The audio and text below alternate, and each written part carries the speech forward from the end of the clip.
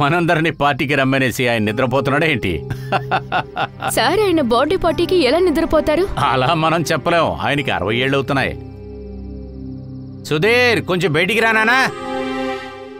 Hello. Party ఈ రోజా రేపా? లేదు లేదు, పార్టీ ఈ రోజే, ఐమ్ షూర్. కొంచెం ఉండండి, నేను ఫోన్ చేసి చూస్తాను.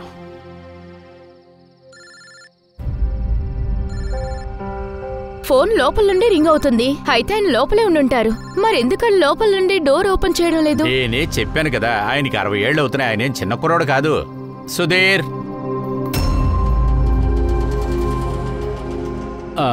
మనం కిటికీ సైడ్ వెళ్ళి చూద్దాం. సార్, చూద్దాం.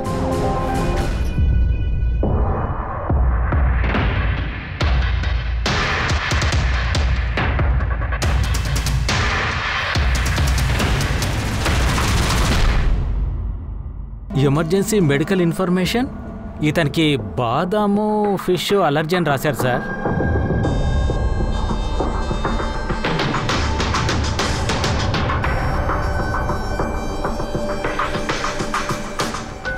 సార్, కేక్ కూడా సగం తిన్నారు. ఇక్కడ చూడండి. నాకేమనిపిస్తుందంటే కేక్ తిన్న 10 నిమిషాలకి వీళ్ళందరూ చనిపోయారు అనుకుంటున్నాను.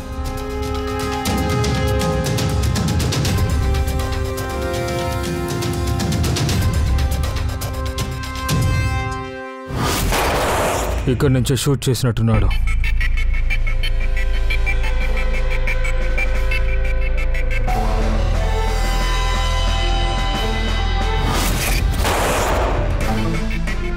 నాలుగో బాడీ ఎక్కడుంది? లోపల సార్.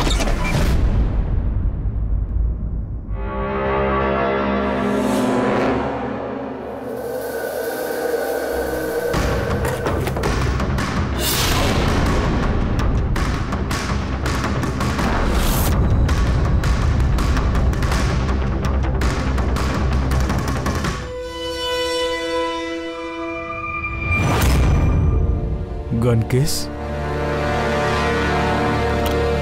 కానీ గన్ను లేదు.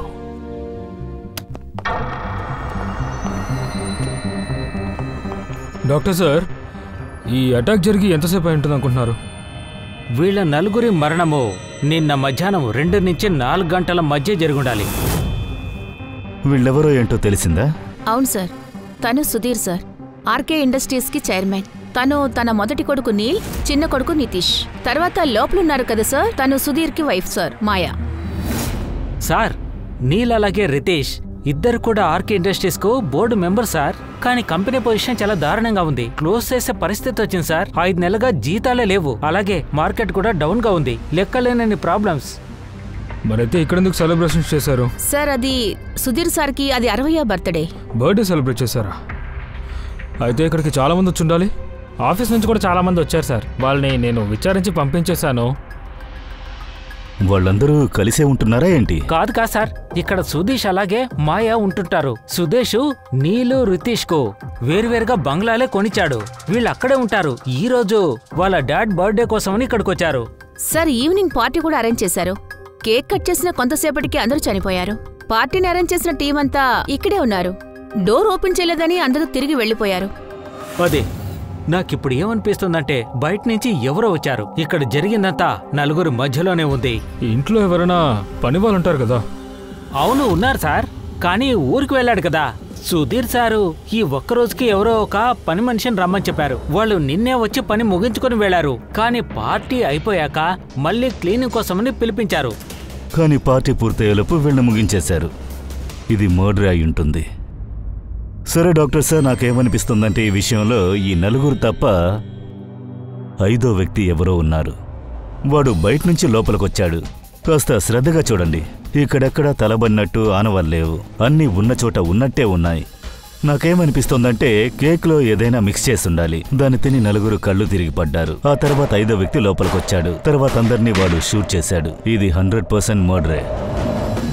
మర్డర్ మాత్రం కాకుండా సూసైడ్గా కూడా ఉండొచ్చుగా. నువ్వు ఇంత ఖచ్చితంగా ఎలా చెప్తున్నావు? మీరు ఒకటి నోట్ చేశారా? ఆ 3 బాడీస్ని నోట్ చేసినప్పుడు స్ట్రగుల్కి తగిన ఎలాంటి గుర్తులు లేవు. ఈ సుధీర్ని చూడండి, కాలు కొద్దిగా ముడుచుకుని, బ్లడ్ లాస్ అయింది. నాకేమనిపించిందంటే బ్లడ్ తగిన తర్వాత కూడా కాసేపు ప్రాణం ఉంది. ఇతను కూడా మిగతా వాళ్ళకి కేక్ తిని పడిపోయి ఉంటే ఎందుకు ఇలా పడుంటారు? ఒకటి, ఇతను ముగ్గురిని షూట్ చేసి ఇతను చనిపోయి ఉండాలి. నా అంచనా అదే. విషయం అదే అయితే ఏ గన్తో షూట్ చేశారో ఆ గన్ ఎక్కడ? గన్ను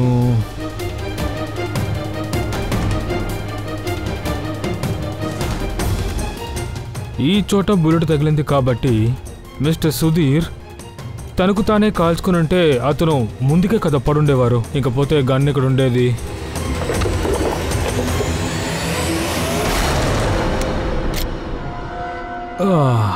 గన్ను దొరికింది. సార్ ఇది చూడండి, రితీష్ మొబైల్ దొరికింది. సార్ ఆయన కేక్ కట్ చేసిన తర్వాత ఇన్స్టాగ్రామ్లో తన ప్రొఫైల్ పెట్టారు, సెల్ఫీ అప్లోడ్ చేశారు. నేను చెప్పాను కదా, 5వ వ్యక్తి వచ్చే అవకాశమే లేదని. అదేమో తెలియట్లేదు నాకు. ఇప్పటికే అనుమానంగానే ఉంది. మన పని కూడా అనుమానించడమే కదా సార్. ఇక్కడున్న ఎవిడెన్స్ ప్రూఫ్ అన్నిటినీ ముందు మనం సార్ ఆఫీస్కి తీసుకెళ్దాం. ఏమంటారు ఏసీపీ సార్? ఏమంటారు చూద్దాం. ఖచ్చితంగా అక్కడేదో సమస్య జరిగింది. బాస్, నాకు వాళ్ళ ఒంట్లో నుంచి చిన్న చిన్న కేక్ పీసులు దొరికాయి. ఆ కేక్లోన సిడేటివ్ని మిక్స్ చేశారు. మత్తు మందు. సెడటివా? వాళ్ళు తిన్నారు, కళ్ళు తిరిగి పడిపోయారు. నలుగురా? కాదు, ముగ్గురు మాత్రమే. నీల్, రితీష్ ఇంకా మాయా. నాకు వాళ్ళ ముగ్గురి బాడీలో నుంచే కేక్ పీసులు దొరికాయి. అయితే సుధీర్ సార్ కేక్ తినలేదా? లేదయ్యా, సుధీర్ మాత్రమే ఒంటరివాడు. అతనికి బుల్లెట్ తగిలినప్పుడు ప్రాణాలతోనే ఉన్నాడు. సార్, సుధీర్ సార్ తన బర్త్డేకి కేక్ తినలేదంటారా? లేదు, ఎందుకంటే అందులో బాదం మిక్స్ చేశారు. కానీ సార్ వాళ్ళ ఇంటి మనుషులకు తెలుస్తుంది కదా ఆయనకి బాదం వల్ల అలర్జీ వస్తుందని. ఎగ్జాక్ట్లీ. మరి అలాంటప్పుడు ఎందుకు అలాంటి కేక్? చాలా వింతగా ఉంది. ఈ బర్త్డే పార్టీలో ఆ కేక్ని వేరే ముగ్గురే తిన్నారన్నమాట. కేక్ ముగ్గురు తిన్నారు, కానీ ఒక గన్ను దొరికింది కదా. ఆ గన్నులోని 4 బుల్లెట్లు ఈ నలుగురిలోనే ఉన్నాయి. ఇందులో ముఖ్యమైన విషయం ఏమిటంటే అదే సుధీర్ గన్నే. ఈ గన్ను కూడా ఆయన పేరులో రిజిస్టర్ అయి ఉంది. అయితే సుధీర్ ఆ ముగ్గురిని చంపి అతనే సూసైడ్ చేసుకుని ఉంటారా? కానీ ఎందుకు? ఇందులో టెన్షన్ పడటానికి ఏముంది? లాస్లోంచి తప్పించుకుంటానికే. అప్పులు కూడా ఎక్కువయ్యాయి, అందుకని ఆయనతో కలిపి మిగతా ఫ్యామిలీని కూడా చంపాడు. అది తప్పితే ఇంకేం కారణం ఉంటుంది? అవును సార్, అలాగే అనిపిస్తోంది. అయితే అతనికి తెలిసే ఆ బాదం కేక్ని తీసుకొచ్చారు. అతను తినకుండా మిగతా ముగ్గురికి ఆ కేక్నిచ్చి వాళ్ళని తినిపించారు. పార్టీ కూడా జరిగింది. ఆ ముగ్గురు మత్తులో ఉన్నప్పుడు వాళ్ళని కాల్చి తర్వాత తను కాల్చుకుని ఉంటాడు. ఆ పూర్వి నితీష్ ఆ ఫొటోస్ని నెట్లో అప్లోడ్ చేశాడు కదా, దాన్ని కొంచెం స్క్రీన్ చెయ్యి. ఒక్క నిమిషం ఆగు. అదేంటది? ఆ నీడ ఎక్కడి నుంచి పడుతుంది? ఆ కెర్టన్. ఇక్కడ నలుగురు ఉన్నట్టుగానే ఉంది, కానీ ఆ కట్టన్ వెనకాల ఎవరో నుంచున్నట్టుందే.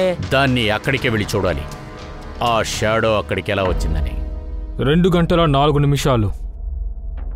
కర్టన్ పొజిషన్ అంతా సేమే కదా ఫ్రెడీ? ఉంది సార్. అందరూ పొజిషన్లో ఉండండి. రెడీ? 2, 2, 5. యా. ఏంటి సార్, ఇందులో షాడో కనపడడం లేదు? అయితే ఎక్కడి నుంచి వచ్చి ఉంటుంది?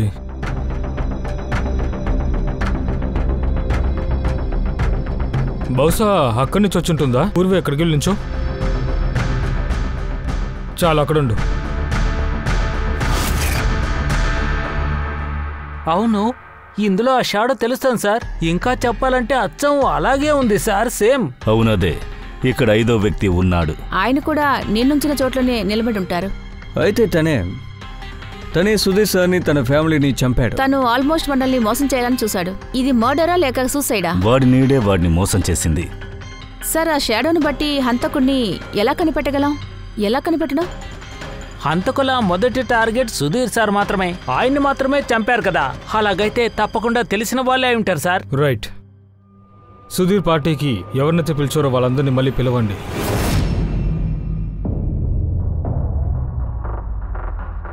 సార్ నా పేరు పరి. మీరు సుధీర్ సార్కి ఎగ్జిక్యూటివ్ అసిస్టెంటే కదా? అవును సార్.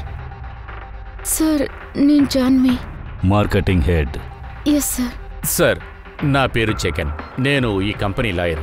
అన్నట్టు సుధీర్ సార్కు మీరు పర్సనల్ లాయర్ కదా? అవును సార్. కానీ మీరు మా దగ్గర ఏం అడగాలనుకుంటున్నారు? సుధీర్ కంపెనీలో ఎంత కాకపోయినా 20 మంది పనిచేస్తారా? ఆయన్ని పార్టీకి మీ ముగ్గురిని మాత్రం పిలిచారంటే అర్థం ఏంటి? కారణం ఏమిటంటే మీరు ముగ్గురే సుధీర్ సార్కి చాలా క్లోజ్గా ఉన్నారని అర్థం. సార్ నేను ఆల్రెడీ చెప్పాను కదా, నేను ఆయన ఎగ్జిక్యూటివ్ అసిస్టెంట్ని. ఒక ఎగ్జిక్యూటివ్ అసిస్టెంట్తో ఇంత పర్సనల్ రిలేషన్షిప్పా? సార్ నేను ఆయన పని మాత్రమే కాదు, నేను ఆయన జీవితాన్ని కూడా మేనేజ్ చేస్తున్నాను. I mean personal and professional. ఆ రోజు కూడా నేను పార్టీని మేనేజ్ చేయడానికే వెళ్ళాను, సెలబ్రేట్ చేయడం కోసం కాదు.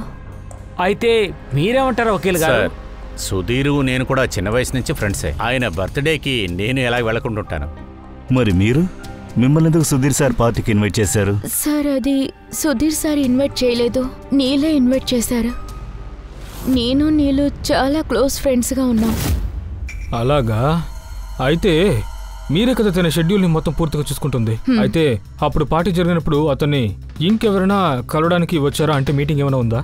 సార్ ఆ రోజు బ్యాంక్ హాలిడే వల్ల మీటింగ్స్ అపాయింట్మెంట్స్ ఏవీ లేవు. ఆ రోజు ఆయన బర్త్డే వల్ల ఆయన ఫ్యామిలీతో టైం స్పెండ్ చేయాలని అనుకున్నారు. మరి మధ్యాహ్నం 2 నుంచి 3 గంటలకి ఎక్కడున్నారు? సార్ నేను నా ఇంట్లోనే ఉన్నాను, వీ బ్లాక్ చేయడానికి. వీ బ్లాకా? Video block. నాకు ఇంటర్నెట్ ఛానల్ ఉంది, నేను కొన్ని వీడియోస్ని రికార్డ్ చేసి అప్లోడ్ చేస్తుంటాను. సార్ అప్పుడు నిద్రపోతూ ఉన్నాను, నాకు ఒంట్లో బాగాలేదు. సార్ నేను మా ఫ్యామిలీతో మూవీకి వెళ్ళాను. సరే, మీరు ఈ మధ్యకాలంలో సుధీర్ ప్రవర్తనలో ఏమైనా మార్పులు చూసారా? అవును సార్, నేను కూడా నోటీస్ చేశాను. సార్ 1 నెలకు ముందు కంపెనీలో ఒక మీటింగ్ జరిగింది.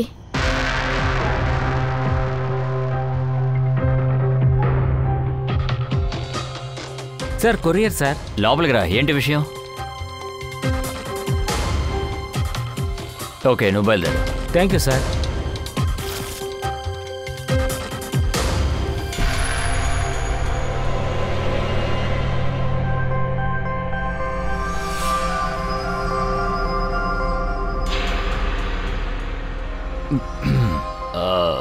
Sorry gentlemen, meeting is over.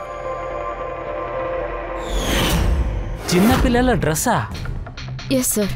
మరి మీరు ఇంకేమైనా నోటీస్ చేశారా కొద్దిగా విచిత్రమైనది? అవును సార్, అది ఒక 2 వారాలకు ముందు ఆయన నాతో ఏం చెప్పారంటే ఆస్తి పేపర్లు మార్చి రాయాలని చెప్పారు. దస్తావేజులు మార్చి రాయాలా? తెలియలేదు సార్, కానీ ఆయన రాసి పెట్టిన ఆస్తి పేపర్లో 3 పేర్లున్నాయి. ఒకటి వాళ్ళ వైఫ్ మాయ, తర్వాత వాళ్ళిద్దరు పిల్లలు. కానీ ఆయన 4వదిగా వేరే పేరేదో యాడ్ చేయాలని నాతో చెప్పారు. అయితే ఆ 4వ వ్యక్తి పేరేంటి? సార్ ఆయన ఇంకా నాకు పేరేం చెప్పలేదు. ఏం రాసేశారా? లేదు, నేను దానికి తగిన పేపర్లవి రెడీ చేసి ఉంచాను, కానీ పేరు రాసి సునీల్ గారు సైన్ చేస్తారనుకున్నాను. కానీ హఠాత్తుగా ఏమైందో తెలియలేదు. ఆయన బర్త్డేకి 2 రోజుల ముందు ఆయన నాకు చెప్పారు ఆస్తి పేపర్లు చేంజ్ చేయొద్దని, పాత విల్లు ఎలా ఉందో అలాగే ఉంచమన్నారు. సరే, హఠాత్తుగా ఇప్పుడు ఆ 4వ వ్యక్తి ఎక్కడి నుంచి వచ్చుంటాడబ్బా? తన పేరును ఎందుకుని సుధీర్ తన ఆస్తిలో ఇంక్లూడ్ చేయాలనుకుని ఉంటారు? సుధీర్ చావుకి ఆ 4వ వ్యక్తికి ఏదైనా సంబంధం ఉందా? నాకు ఒక్క విషయం మాత్రం అర్థం కావట్లేదు సార్. ఆ చిన్నపిల్లల డ్రెస్ని తనకు మాత్రమే ఎవరో ఎందుకు పంపారు? పిల్లల డ్రెస్ పంపించాడంటే మరి ఆ ఎన్వలప్ ఎక్కడా? సుధీర్ సార్ ఇంట్లో నేను బాగా చెక్ చేశాను, అప్పుడు అక్కడేమీ దొరకలేదుగా. అలా కాకపోతే తన ఆఫీస్లో ఉంటుందా?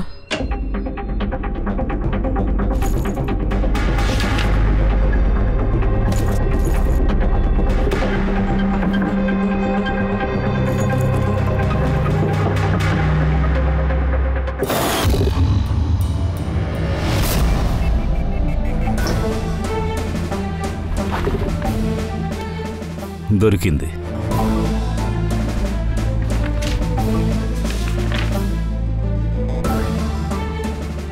ఏంటిది? ఈ ఎన్వలప్లో పోస్టల్ స్టాంపో సెండర్ అడ్రస్సో లేదు సార్. అయితే ఆ పార్సల్ని ఎవరో తీసుకొచ్చి ఇచ్చారు. ఒకవేళ ఎన్వలప్ని తిన్నగా కంపెనీ పోస్ట్ బాక్స్లో వేశారా ఏంటి?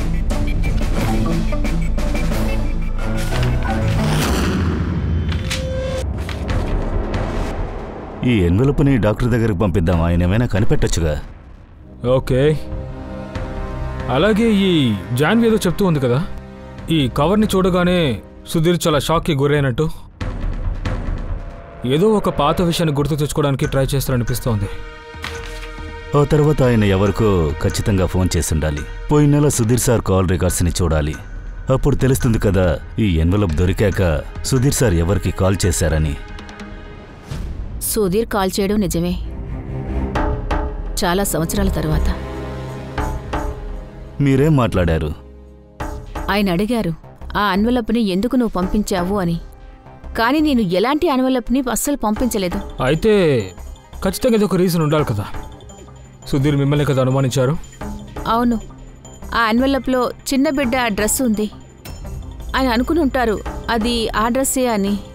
నేను సుధీరు మా బిడ్డ కోసం తీసుకున్నది. మా బిడ్డకి ఎలా అంటే? నాకు సుధీర్కి పుట్టిన బిడ్డ.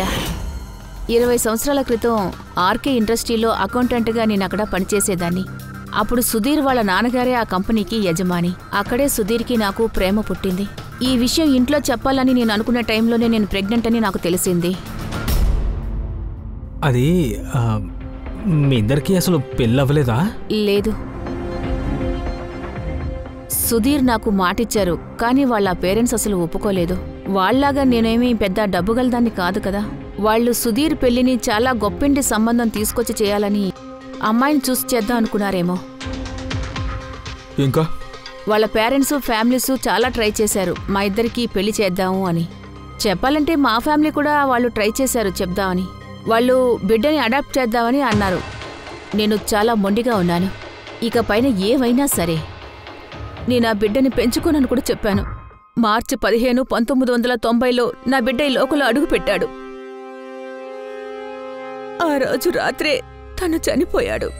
ఏ బిడ్డనైతే నేను ఎత్తుకుని ముద్దులాడాలనుకున్నానో, చిన్న చిన్న బట్టలు వేసి ఆనందించాలనుకున్నాను, వాడు నన్ను వదిలి వెళ్ళిపోయాడు. ఆ సమయంలో నాకేమనిపించిందంటే సుధీర్ నాతోనే ఉంటాడనుకున్నాను, సపోర్ట్ చేస్తారనుకున్నాను. కానీ అంతకంటే ముందే ఆయన నాతో మాట్లాడడం అసలు మానేశారు. అదే సంవత్సరం ఆయన మాయాని పెళ్లి చేసుకున్నారు. అందువల్ల మీరు పెళ్లి చేసుకోలేదు, ఇప్పటి వరకు ఒంటరిగానే బ్రతుకుతున్నారు. అవును సార్. సుధీర్ సార్ మిమ్మల్ని నమ్మించి మోసం చేసినందుకు దాన్ని తలుచుకుని మీరు బాధపడింటారు కదా. ఆయన మీద మీకు కోపం కదా? నన్ను తప్ప ఆయన ఇంకెవరిని దూరంగా ఉంచుతారు. ఆయన మీకు హక్కు ఇవ్వనందున మీరు ఆయన ఆస్తిలో భాగం అడిగారా? ఆస్తిలో భాగం లేదన్న వెంటనే భోజనంలో విషం పెట్టి చంపేశారు. నేనేమి ఆయన చంపలేదు. నేనెందుకు ఆయన చంపుతాను? ఆయన ప్రాణాలతో ఉండాలని నేను కోరుకున్నాను. జీవితాంతో కుమిలి కుమిలి ఏడవాలనుకున్నాను. సుధీర్ సార్ ఏ రోజైతే చనిపోయారో ఆ రోజు 2 నుంచి 3 గంటల వరకు ఎక్కడున్నారు? నేను ఇంట్లోనే ఉన్నాను. అందుకు మీ దగ్గర విట్నెస్ లేదా ఏమైనా ఎవిడెన్స్ ఉందా? ఎలాంటి ఎవిడెన్స్ లేవు. హలో, చెప్పండి సార్. ఓకే సార్, నేను వీళ్ళతో చెప్తానులే సార్. సరే sir. Okay sir. Sir, Solanki sir మిమ్మల్ని ల్యాబ్కి రమ్మన్నారు. అతనేదో మీకు చూపించాలంట. ఓకే. నేను ఇప్పుడు చెప్పినా మీరు నమ్మరు బాస్. ఆ ఎన్వలప్ని నేను 1కి 4 సార్లు బాగా చెక్ చేశాను. దాంట్లో ఎవరి ఫింగర్ ప్రింట్స్ కనపడలేదు. కానీ ఆ ఎన్వలప్లో నుంచి నాకు ఒక DNA శాంపుల్ దొరికింది. ఎవరా ఎన్వలప్ని పంపించారో బహుశా వాళ్ళు మర్చిపోయి వాళ్ళ ఎంగిలితో దాన్ని మూసుంటారు. అందువల్ల నాకు అందులో ఉన్న ట్రేసెస్ నాకు దొరికాయి సార్. దాంతో నేను DNA ప్రొఫైల్ తయారు చేశాను. కానీ సార్, DNA టెస్ట్కి లేట్ అవుతుంది కదా? అవును, మరొక 5 రోజుల్లో నేను ఢిల్లీ వెళ్తున్నాను కాన్ఫరెన్స్ కోసం. కానీ ఈలోపుగా నేను కొన్ని ప్రైమరీ టెస్ట్ అని చేసి చూశాను. అసలు ఆ టెస్ట్లో ఏమొచ్చిందో మాకు చెప్పండి. ఈ టెస్ట్ నుంచి నాకు ఏం తెలిసింది అంటే ఈ DNA ఎవరిదైతే ఉందో ఇది సుధీర్ గారికి సరిగ్గా మ్యాచ్ అవుతోంది. ఏంటి? అలా అయితే అది అలాగైతే ఈ ఎన్వలప్ని ఎవరైతే పంపించుంటారో వారు ఖచ్చితంగా సుధీర్ గారి బ్లడ్ రిలేషన్ అయి ఉంటారు. అప్పుడు సునీల్కి సంబంధించిన సొంత వాళ్ళెవరో ఆయన్ని బ్లాక్మెయిల్ చేశారు. అది ఎవరై ఉంటారు? అది ఎలాగ మనం కనిపెట్టాలి? సార్, అది అతిథి కడుపులో ఉన్న బిడ్డ చనిపోయింది కదా, అలా ఉండి కూడా ఎలా? సార్, తర్వాత మిగిలింది సుధీర్ సార్ పిల్లలిద్దరు, రితీష్ ఇంకా నీల్. ఒకవేళ ఆ ఇద్దరికి సుధీర్ అలాగే అతిథి గురించిన రహస్యాలని తెలిసాయేమో, అందుకే బ్లాక్మెయిల్ కూడా చేస్తుండొచ్చు ఒరిజినల్ డ్రెస్సులు పంపి. సార్, మనకు ఆ పిల్లల డ్రెస్ దొరికాయి కదా, అవి నిజంగానే పాతవా లేదంటే కొత్త వాటిని పాతదలా మార్చడానికి ప్రయత్నించారా? చెప్పండి. నేను దాన్ని స్పెషలైజ్డ్ ల్యాబ్లో టెస్ట్ చేయడానికి పంపాను. తొందరలోనే విషయం తెలుస్తుంది. అవును పూర్వి, సుధీర్ గారి పిల్లల గురించి ఏదైనా తెలిసిందా? వాళ్ళేం చేస్తూ ఉన్నారు? సార్, 1 సంవత్సరానికి ముందు సుధీర్ సార్ వాళ్ళ పిల్లల్ని బోర్డు మెంబర్గా కూడా నియమించారు. ఆ తర్వాతే ఆ కంపెనీ బాగా లాస్లోకి వెళ్ళింది. ఆ తర్వాత వాళ్ళిద్దరూ ఆ కంపెనీ డబ్బుని ఇష్టానికి వాడుకున్నారు. ఖరీదైన బళ్ళు, విచ్చలవిడి ఖర్చులు ఇవన్నీ చేశారు. కానీ ఇంకే పని చేయలేదు. సో సుధీర్ తన పిల్లల్ని బాగానే ప్రేమించారు. ఇద్దరి కోసము విడివిడి బంగ్లా. ఒకవేళ ఇలా జరుగుంటుందా? ఇద్దరూ కలిసి ఎన్వలప్ని లెటర్ బాక్సులో వేశారా ఏంటి? ఒక్క విషయం అర్థం కావట్లేదు, కానీ బ్లాక్మెయిల్ ఎందుకు చేశారు? ఇంక దీనికి డబ్బు కోసమే. కంపెనీ లాస్లో వెళ్తుంది కదా. కరెక్ట్. కంపెనీని మూసేయడానికి ముందు వీలైనంత వసూలు చేద్దామనుకున్నారు. ఒకవేళ సుధీర్ పిల్లలే తనని డబ్బు కోసం బ్లాక్మెయిల్ చేసున్నారంటే వాళ్ళ బ్యాంక్ అకౌంట్లోకి ఖచ్చితంగా డబ్బులు వచ్చుండాలి. ఒక పెద్ద అమౌంట్ వచ్చుంటుంది. ఒక పని చేయండి, వాళ్ళ కంపెనీ అకౌంట్, పర్సనల్ అకౌంట్ అన్నీ చెక్ చేయండి. బాగా చూడండి, పెద్దదిగా ఏదైనా అమౌంట్ ట్రాన్స్ఫర్ అయిందో. సార్ దొరికింది సార్. ఆర్కే వైప్స్ నుంచి ₹1,00,00,000 ట్రాన్స్ఫర్ అయింది సార్. ఎవరి అకౌంట్కి ట్రాన్స్ఫర్ అయింది? ఒక్క నిమిషం సార్, నేను చూస్తాను. అది రితేష్ లేకపోతే నీల్ అకౌంట్ ఏంటుంది సార్? కాదు సార్, ఇది ప్రైవేట్ అకౌంట్. రేచల్ అనే పేరులో ఉంది. ఏ డబ్బు? మీరందరూ అసలు ఏం మాట్లాడుతున్నారు? నాకేమీ తెలీదు. ఏ డబ్బా? అదేమిటంటే ఆర్కే వైప్స్ నుంచి నీ అకౌంట్కి ట్రాన్స్ఫర్ అయిన డబ్బు గురించి అడుగుతున్నాను. అర్థమైందా? ఇప్పుడు గుర్తొచ్చిందా? ఓ, అది నా శాలరీ. నేను అక్కడ వర్క్ చేస్తూ ఉన్నాను. శాలరీనా? 11 కోట్లు శాలరీనా? అది 2 వారాలకి. అలా అయితే నీ వారం శాలరీ 22 కోట్లా? అలా ఏం పని చేశావు? బ్లాక్మెయిల్ చేయడం ఇంకేముంది, నువ్వు రితేష్ కలిసి సుధీర్ సార్ని బ్లాక్మెయిల్ చేశారు. ఇలా చూడు రేచల్, మాకు బాగా తెలుసు నువ్వు ఆ కంపెనీలో ఒక్క రోజు కూడా పని చేయలేదు అని. కనీసం మీరు ఎప్పుడైనా నిజం చెప్తారా? లేదంటే రితేష్ ఇప్పుడు ప్రాణాలతో లేడు, తనకి పడాల్సిన శిక్ష కూడా నీకే పడుతుంది. అర్థం చేసుకో. బ్లాక్మెయిల్కి శిక్ష ఏంటో నీకు తెలుసా? నేను ఎవరిని బ్లాక్మెయిల్ చేయలేదు. అలాగైతే సుధీర్ సార్ నీకు ఊరికైనా 11 కోట్లు ఇస్తారంటవా? సుధీర్ అంకుల్ నాకు అది ట్రాన్స్ఫర్ చేయలేదు. మరి ఇంకెవరు పంపారు? నా బాయ్ ఫ్రెండ్ రితీష్. అతనే చెప్పాడు ఆ కంపెనీ డబ్బుని వేరొక చోట పెట్టాలి అని. వేరే చోట? ఎందుకు? తెలీదు సార్, నేను కూడా అడగలేదు. నువ్వు రితేష్ని అడగను లేదు. ఆ తర్వాత తను చనిపోయాక పోలీసులు కూడా ఇన్ఫార్మ్ చేయలేదు. ఏమనుకున్నానంటే రితీష్ ప్రాణాలతో లేడు, సో ఆ డబ్బు నేనే తీసుకోవాలనుకున్నాను. ఎవరికి తెలియదనే అనుకున్నా. ఎవరు ఎందుకోసం ఆ ఫ్యామిలీని చంపారో నాకు అర్థం కావట్లేదు. పరి వాడు వీడియో చేసుకుంటూ ఉన్నాడు. జాన్వికి ఒంట్లో బాగోలేదు. తర్వాత జగన్నాథ్ వాళ్ళ ఫ్యామిలీతో మూవీకి వెళ్ళాడు. ఆ 5వ వ్యక్తి ఎవరనేదే నాకు అర్థం కావట్లేదు. అది ఎవరై ఉంటారో, ఎందుకు వాడు సుధీర్కి ఆ ఎన్వలప్ని పంపించాడు, వాడు ఎవడై ఉంటాడు? ఆ 4వ వ్యక్తి పేరు కూడా సుధీర్ ఆస్తి పేపర్లో పెట్టాలనుకున్నాడు, కానీ యాడ్ చేయలేదు. ఎవరై ఉంటారు?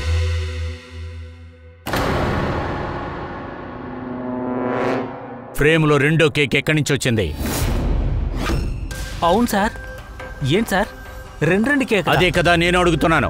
బర్త్డే ఫంక్షన్ జరుగుతున్నప్పుడు సునీల్ తన ఫ్యామిలీతో చిన్న కేకే కదా కట్ చేశాడు. అక్కడ ఎందుకని ఇంత పెద్ద కేక్ ఉంది? ఇది ఎక్కడి నుంచి వచ్చింది? సార్, అది ఈవినింగ్ జరిగే పార్టీలో కేక్ని కట్ చేద్దామని అనుకుంటారు కదా. సుధీర్ సార్ ఏంటి 18 ఏళ్ళ అబ్బాయా ఏంటి? బర్త్డేకి 2 కేకులు కొని పెట్టడం. సార్, నాకేమనిపిస్తుందంటే ఆ కేక్ని ఎవరైనా గిఫ్ట్గా ఇచ్చిండొచ్చు కదా, బాదం కేక్. అప్పుడు బాక్సులోనే దాన్ని తీసుకొచ్చుంటారు. అప్పుడు కొట్టు పేరు ఉండాల్సిందే కదా. లేదు సార్, అలాంటి ఏ బాక్సు అసలు దొరకలేదే. లేదు. అయితే ఇంట్లో ఎవరైనా కేక్ని రెడీ చేశారా ఏంటి? బహుశా అందుకే మనకు ఆ బాక్స్ అక్కడ దొరకలేదేమో. అలాగైతే సార్, మరి ఆ బాదాం మిక్స్ చేసిన కేక్ని ఎవరు తయారు చేసుంటారు? సార్ నేను జానీ ప్రొఫైల్ని చెక్ చేశాను. ఇందులో చూస్తే చాలా ఫొటోస్ ఉన్నాయి. అందులో తను కేక్స్, పేస్ట్రీస్ బేక్ చేసింది. బేకింగ్ అంటే తనకి చాలా ఇష్టం అనుకుంటాను. అవును, నాకు బేకింగ్ అంటే ఇష్టం. అయితే దానికేంటి? ఏం లేదు, నువ్వు సార్ కోసం నువ్వు బాదం కేక్ని రెడీ చేసావు కదా. నాకు బాగా తెలుసు ఆయనకి బాదం అంటే అలర్జీ అని. మరి నేనెందుకు బాదం వేసి కేక్ చేస్తాను? ఎందుకంటే ఆయన కేక్ తినకూడదని అనుకున్నావు. తింటే కళ్ళు తిరిగి పడిపోతారు. కానీ నువ్వేమనుకున్నావంటే తనని చంపేటప్పుడు తను మత్తులోనే ఉండాలని, నీ ముందు గిలగిలా కొట్టుకోవాలని, భయపడాలని, అంతే కదా? నేను సుధీర్ అంకుల్ని ఎందుకు చంపుతాను? నువ్వు కేక్లో సెడేటివ్ని మిక్స్ చేసావు రితేష్, నీల్, మాయాని చంపడం కోసం. మీరందరూ మార్చి ఎందుకు ఇలా మాట్లాడుతున్నారు? ఎక్కువ యాక్ట్ చేయొద్దు. నువ్వే కదా చెప్పావు ఆ రోజు నీకు ఒంట్లో బాగోలేదని. ఇంట్లోనే ఉన్నాను, నేను ఎక్కడికి వెళ్ళలేదని చెప్పి. మరి పార్టీకి ఎలాగెళ్ళావు? వెళ్ళావా లేదా? అది నేను నిజంగానే 2 గంటల వరకు పడుకున్నాను. నేను నిద్ర లేచిన తర్వాత నాకేమనిపించిందంటే కొంచెం బెటర్గా ఫీల్ అయ్యాను. ఆ తర్వాతే నేను పార్టీకి బయలుదేరాను. ఇక ఇందులో ఏం తప్పు ఉంది? అలాగైతే నువ్వు 2 నుంచి 3 వరకు నిద్రపోయినట్టయితే 2:30కు సార్ చనిపోయారు కదా, అప్పుడు ఎక్కడున్నావు? అన్నట్టు నీ మొబైల్ వాళ్ళ ఇంటి పక్కన ఏం చేస్తుందమ్మా? చూడు, ఇక నువ్వు అబద్ధం చెప్పలేవు. పూర్తి ఫోన్ రికార్డ్స్ ఇప్పుడు మా దగ్గరే ఉన్నాయి. సుధీర్ సార్ ఎప్పుడైతే చనిపోయారో అప్పుడు నీ మొబైల్ లొకేషన్ అతనింటి పక్కనే కనిపించింది. నువ్విప్పుడు నిజం చెప్తావా లేక ఇంకా టైం వేస్ట్ చేస్తావా? నేను నీళ్ళు ఒకరినొకరం ప్రేమించుకున్నాం. మేమేమనుకున్నామంటే నీల్ డాడీ బర్త్డే, సో అది మాకు మంచి ఛాన్స్ అనుకున్నాం. ఆ రోజు ఈ విషయం చెప్పేద్దాం అనుకున్నాం. అందుకే ఆ రోజు అక్కడికి నేను వెళ్ళాను. అక్కడే తిరుగుతూ ఉన్నాం. నీల్కి కాల్ చేశాను కూడా. నేను చాలాసేపు అక్కడే తిరుగుతూ ఉన్నాను, కానీ నీల్ నాకు కాలే చేయలేదు. నేనేమనుకున్నానంటే నీల్కు ఒకవేళ ఛాన్స్ దొరకలేదని నాకు కాల్ చేయడానికి. అబద్ధం చెప్తున్నావు. నీలు నిన్ను మోసం చేశాడని అనుకున్నావు. అందువల్ల నువ్వు అతన్ని, అతని టోటల్ ఫ్యామిలీని చంపేశావు. మీరు అనవసరంగా ఆలోచిస్తున్నారు. నాకు బేకింగ్ అంటే ఇష్టమని నేనే ఈ హత్య చేశానడానికి ఏంటి గ్యారంటీ? ఇంటర్నెట్లో రెసిపీ చూసి ఎవరైనా కేక్ తయారు చేయొచ్చు కదా. ఇప్పుడు కేక్ తయారు చేయడం అంత పెద్ద విషయం కాదు. రితీష్ గర్ల్ ఫ్రెండ్ రిచా, తను కూడా బేకింగ్ చేస్తుంది. మరెందుకని మీరు తనని అడగలేదు? వాళ్ళని కూడా మేము అడుగుతాం. వాళ్ళని పిలవండి. ఇది బాగా ఇంట్రెస్టింగ్ అయిన కేసే. ఇటువంటి కేసు ఎప్పుడూ దొరకదు. మీలాంటి చాలా మంది దగ్గర ఒకే ఒక మనిషి ప్రాణాలు తీయటం కోసం ఛాన్సెస్ ఉన్నాయి, కారణం కూడా ఉంది. సార్ మళ్ళీ అడుగుతున్నారు. సార్ అసలు నేను ఎందుకు చంపుతాను? మీరు నీల్ని పెళ్లి చేసుకోవాలని ఆశపడ్డారు కదా, కానీ ఫ్యామిలీలో ఒప్పుకోలేదు. హత్య చేయడానికి దీనికన్నా ఇంకా పెద్ద కారణం ఏం కావాలి? సుధీర్ సార్ ఫ్యామిలీకి చాలా ముఖ్యమైనది ఈ సోషల్ స్టేటసే. అదే నీకు ముఖ్యం. అందుకు పర్ఫెక్ట్ ఎగ్జాంపుల్ అదితి మేడమే. అప్పుడు సుధీర్ సార్ జీవితంలో సోషల్ స్టేటస్ నమ్మి మీ జీవితాన్ని నాశనం చేశారు. అప్పుడు మీకంటే ఎక్కువ కోపం ఎవరికుంటుంది చెప్పండి? నాకు డబ్బు, హోదా పెద్ద విషయమే కాదు. నేను ఏ విషయంలోనూ అసలు బాధపడిందే లేదు. మీరు కూడా దేనికి భయపడే ఉండరు, అంతేనా? ఇప్పుడైతే కేవలం 5,000 రూపాయలు కూడా హత్యలు చేస్తున్నారు కదా, కానీ నీకు మాత్రం కూర్చున్న చోటే 11 కోట్ల రూపాయలు వచ్చాయి. అలాగే మీకు సుధీర్ సార్ అతని లైఫ్ కంట్రోల్ని రిమోట్ లాగా మీ చేతికి ఇచ్చారు కదా, కాబట్టి మీకు అన్నీ తెలుసుంటాయి. అప్పుడు గన్ను పెట్టుకున్న విషయం కూడా మీకు తెలుసుండాలి కదా. ఇలా చూడండి, మీరు ఏమైనా అనుకోండి, నాకేం పర్వాలేదు. మీకు ఆల్రెడీ చెప్పాను నేను ఇంట్లోనే ఉండి వ్లాగ్స్ చేసుకుంటున్నాను అని. మీరు కావాలంటే నా మొబైల్ చెక్ చేసుకోండి. ఖచ్చితంగా ఇవ్వండి. చెక్ చేస్తే తెలుస్తుంది కదా వీడియో లాగ్ ఎలా చేస్తున్నారని.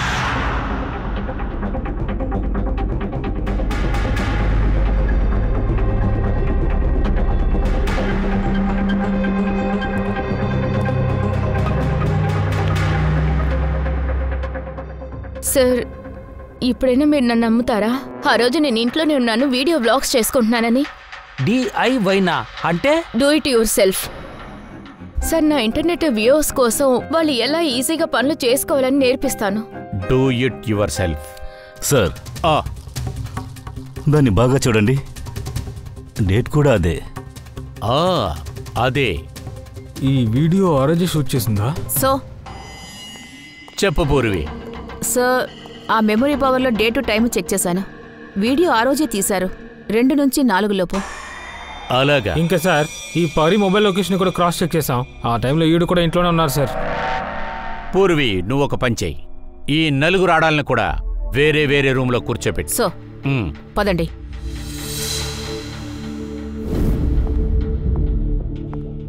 సార్, ఇక మీరు ఏం చేస్తారు చెప్పండి? ఎవిడెన్స్ అన్ని వ్యతిరేకంగా ఉన్నాయి. ఏంటి సార్ ఇది? ఒకటే తలనొప్పి వ్యవహారంలో. రెడీ, ఒక విషయం కన్ఫర్మ్. చీకటిగా ఉన్నప్పుడు అక్కడ నీడకి పనే లేదు. నాకేమనిపిస్తుందంటే ఈ ఆటనంతా నీడకి సంబంధించిన ఆటే. ఈ సండేల్ తెలుసు కదా, సండేల్. సండేల్ అంటే ఈ సూర్యుడు వెలుతురు ఎటువైపు అయితే పడుతుందో దాన్ని బేస్ చేసుకుని మనం టైం కనుక్కోవచ్చు. సండేల్ అంటే అదొక విషయం. దాన్ని పెట్టుకొని ఆకాశంలో సూర్యుడిని కూడా మనం కనిపెట్టచ్చు. దాన్ని ఉపయోగించి టైం ఏంటని కూడా మనం కనిపెట్టచ్చు. ఇప్పుడు చూడు, మనం బ్రతుకుతున్న భూమి తిరుగుతూ ఉంది కదా, దాన్ని పెట్టి చూసుకున్నామంటే సూర్యుడి ప్లేస్ కూడా మారుతుంది. అలా ఉన్నప్పుడు సండైల్ పొజిషన్ కూడా అలా మారుతూ ఉంటుంది. అదొక్కటే సార్ అర్థం కావట్లేదు. కానీ దానికి ఈ కేసుకు సంబంధం ఏమిటి సార్? కనెక్షన్ ఉంది ఫ్రెడీ. పరి ఈ ఎవిడెన్స్ని మొత్తంగా మనం పరి దగ్గర నుంచే కదా కలెక్ట్ చేసాం. కానీ పరి ఎటువంటి మనిషి అంటే అన్ని ఎవిడెన్స్లను కూడా మ్యానిపులేట్ చేయగలరు. మెమరీ కార్డులో డేట్ కూడా మార్చి ఉండొచ్చు. ప్రతి ఎవిడెన్స్ను కూడా సూపర్గా కంట్రోల్ చేయొచ్చు. కానీ ఆ సూర్యుడిని మాత్రం కంట్రోల్ చెయ్యనేలేం. ప్రకాశంగా కనపడుతున్న ఆ సూర్యుడు ఎప్పుడు కూడా తప్పైన టైంని చెప్పనే చెప్పదు. కానీ ఈ వీడియోలో పరి టైం అండ్ డేట్ని చేంజ్ చేసి ఉంటుందా సార్? ఒకవేళ చేంజ్ చేసి ఉండొచ్చు, చేయకుండా కూడా ఉండొచ్చు. ఇప్పుడు మనం ఈ షాడోస్ను అడిగి చూద్దాం. పరి చెప్పేది నిజమా లేదా అబద్ధమా అని అప్పుడే తెలుస్తుంది. ఓకే, అన్నీ అలాగే ఉన్నాయిలే. అది అక్కడ పరి వీడియోలో ఉన్నట్టు ఉంది. దాదాపు అన్ని విషయాలు ఒకేలా ఉన్నాయి. ఇప్పుడు పర్వీ ప్లేస్లో పూర్వీ ఉండాలి. సార్, అయితే మరి మనం ఏం చేయాలనుకుంటున్నారు? తర్వాత 6 గంటల సేపు పూర్వి అలాగే అక్కడే నుంచుంటూ ఉండాలి. అంటే పరి వీడియోలో ఉన్నట్టు. మనం ఇప్పుడు ఏం తెలుసుకోబోతున్నామంటే, ఒకవేళ పరి చెప్పింది నిజమే అయినట్లయితే 2 to 4 సమయంలో పూర్వి ముఖం మీద ఆ వెలుతురు కరెక్ట్గా పడుతుంది, అచ్చం పరి ఫేస్లో తెలిసినట్టు. ఒకవేళ సార్ నా షాడో హరి షాడోతో మ్యాచ్ అవ్వకపోతేనో మరప్పుడు అప్పుడు చూసుకుందాం. రే కెమెరా ఆన్ చేయి.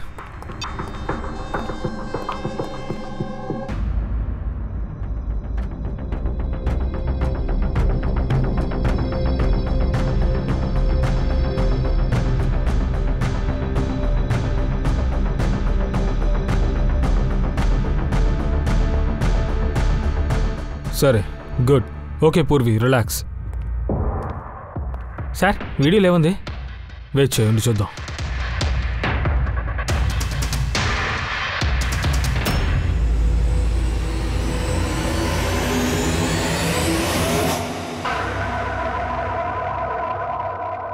ఉదయం 10 నుంచి 1 గంట వరకు నువ్వు ఈ వీడియోని రికార్డ్ చేసావని తెలిసింది.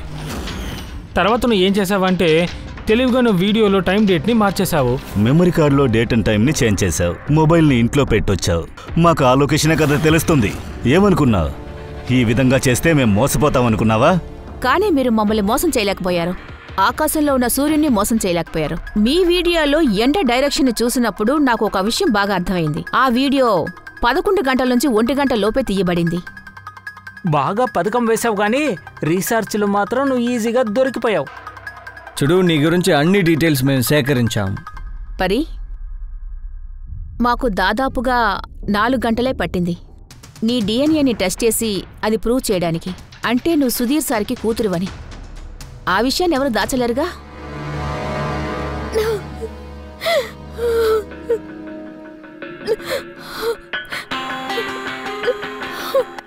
యాక్చువల్లీ నేను ఆయన చంపాలనుకోలేదు. దేవుడు సాక్షిగా నేను చంపాలనుకోలే. నేనేం కోరుకున్నానంటే ఆయన నన్ను స్వీకరించాలని. చిన్న వయసు నుండి నేను అనాథాశ్రమంలో నేను బ్రతికాను.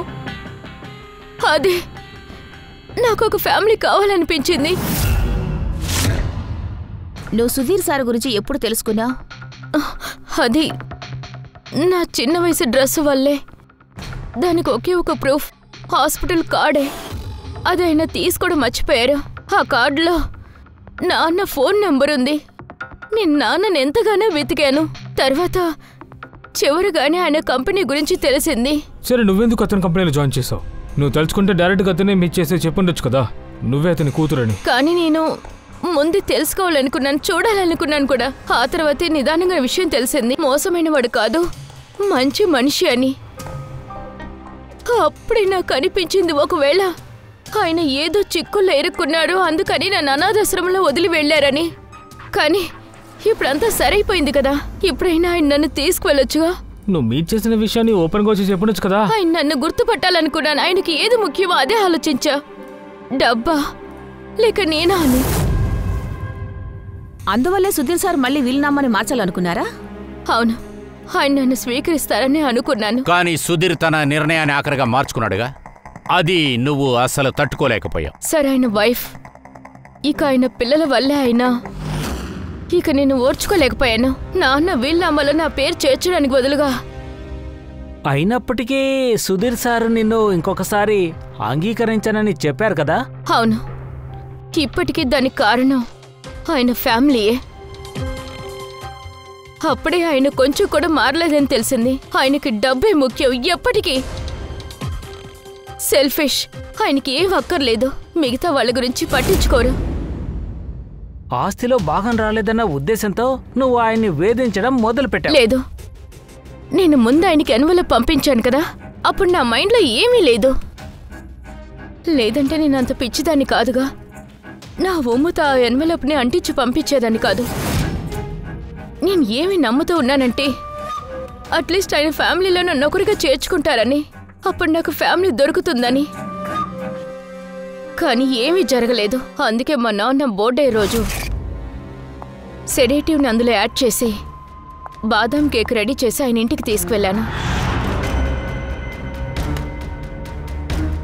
Happy birthday to you.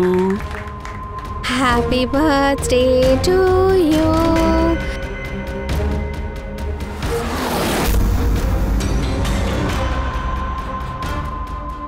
నాకు బాదం అలర్జీ మా.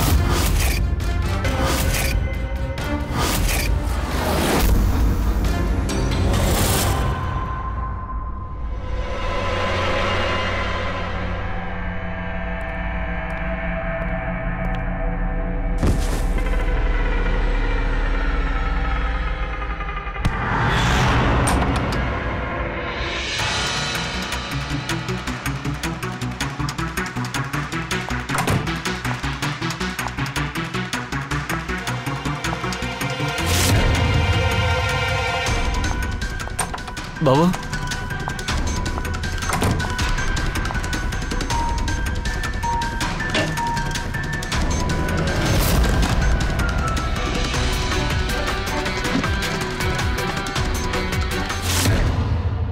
సో సుధీర్ సార్ ఫ్యామిలీలో ఉన్న వాళ్ళందరినీ చంపేశావు. నువ్వు అనుకున్నది సాధించావు.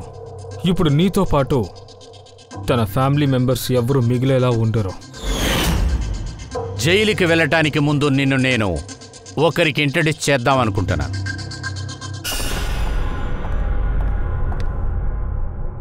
ఈవిడ పేరు అదితి. ఈవిడే మీ అమ్మ. అమ్మా, మీతో అబద్ధం చెప్పారు. నీ బిడ్డ చనిపోయారని చెప్పారుగా.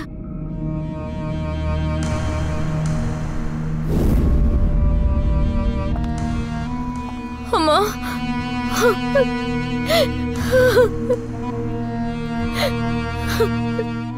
మీ కూతురు పర్రి సుధీర్ తర్వాత వాళ్ళ కుటుంబాన్ని నాశనం చేసింది. మాకు కూడా బాధగానే ఉంది. మీరిద్దరూ మళ్ళీ కూడా విడిపోయే బ్రతకాల్సి ఉంటుంది.